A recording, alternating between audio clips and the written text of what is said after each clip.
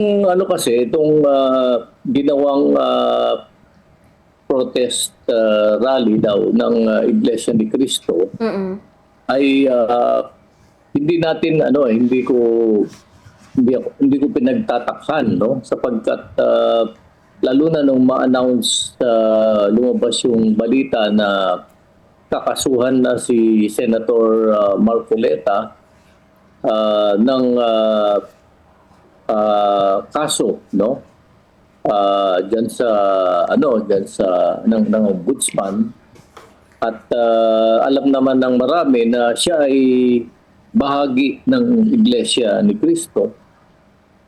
Hindi ko pinagtataka na gumalaw ng ganito ang Iglesia ni Cristo, no, Mm. sapagkat kilala yung Iglesia ni Cristo na nakikisangkot sa mga uh, political issue, no, partisan political issue, at merong ilang mga politiko na kanilang either miyembro o sinusuportahan nung mga nakarang eleksyon na kanilang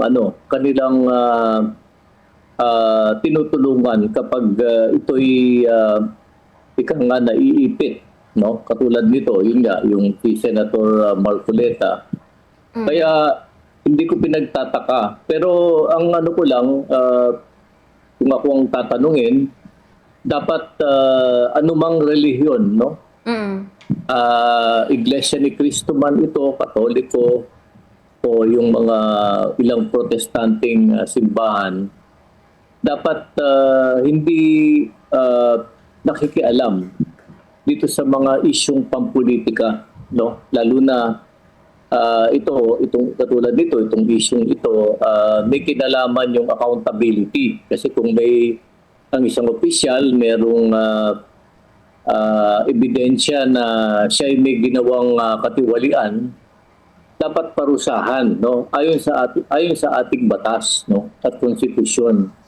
Hindi pwedeng pakialaman ng anumang simbahan yung accountability, no. May mga batas naman tayo, may konstitusyon, no. Ayan nilang itong taong ito, idepensa niya ang sarili niya, gamitin niya yung mga binibigay sa kanyang karapatan ng saligang batas at iba nating mga batas para patunayan niya na wala siyang sala. Hindi yung gagamitin yung simbahan niya na kinabibilangan niya o nagsusuporta sa kanya para tulungan siya, no. So katulad ng nabanggit ko, ito man ay sa panig ng Iglesia ni Cristo, ng simbahang Katoliko o ng mga protestanteng simbahan, dapat hiwalay, hindi nakikialam sa mga ganitong usapin lalo na kapag accountability ang pinag-uusapan. Sapagkat yung kasing simbahan, kaya hindi ako pumapabor na nakikisangkot ang simbahan sa mga issues ng accountability.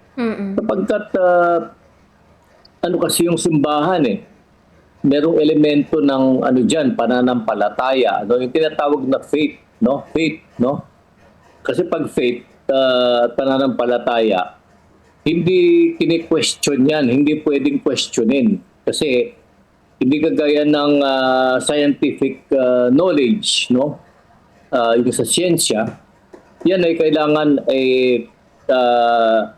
may critical na diskusyon ukol doon at pwede mong questionin. Pero sa relihiyon, yung pananampalataya, lalo na pag ginamit yung pulpito ng simbahan ng mga opisyal ng ministro man ito o mga pare o mga obispo, pananampalataya ang pinag-uusapan dyan. At yung mga miyembro at followers ng simbahang iyon, walang option kundi sumunod, no, sapagkat yun ang utos sa kanila. At yun pag sinabi ng ministro, sinabi ng pare, para na rin utos ng yung nasasabihin ng kanilang mga ministro, parang utos na rin ng Diyos yan. Pananampalataya pinag-uusapan diyan. Hindi ka pwedeng, wala kang puwang na mag-isip,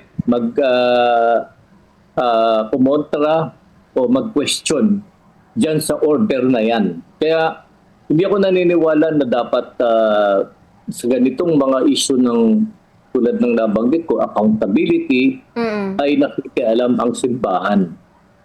Pabayaan nilang dapat ang suportahan nila yung accountability, yung justisya. Para itong taong ito na ina-accuse, na lumabag sa ating batas, para itong taong ito ay mabigyan ng pagkakataon, sa gulong ng justisya, proseso ng justisya, para yan ang pagbigyan, para ipaliwanag niya at patunayan na wala siyang sala doon sa akusasyon sa kanya. Yun ang dapat na hingin ng simbahan o anumang simbahan, hindi lang ng Iglesia ni Cristo, na merong accountability, may rule of law, merong justisya sa ating bansa, no?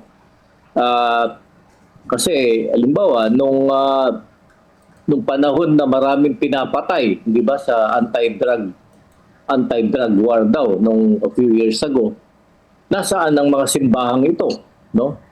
Itong simbahan bang ito ay tumulong para ikondena yung walang awang pagpatay, no? Yung extrajudicial killings na naganap noon, na walang karapatan man yung mga pinapatay na i-depensahan nila ang sarili nila bago sila dukutin o patayin, no? Kailangan maging consistent tayo. Anyway, sige. Yun ang aking pananaw dito sa paglahok ng Iglesia ni Cristo o anumang mga simbahan dito sa issue ng accountability at justisya.